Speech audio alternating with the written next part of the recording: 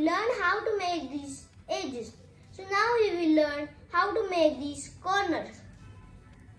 We want to make this red, blue and white. So red, blue and white is over here. So red should match. If your blue is matching, blue or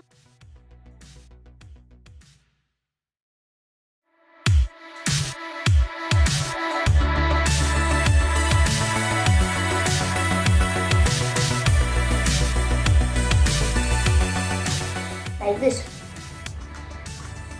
See. And up. So that white has come up.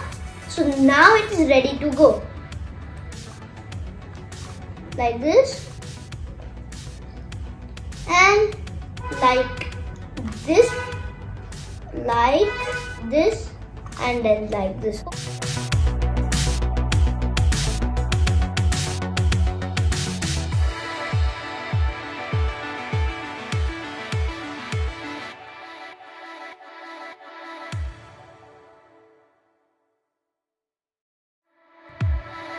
Cool.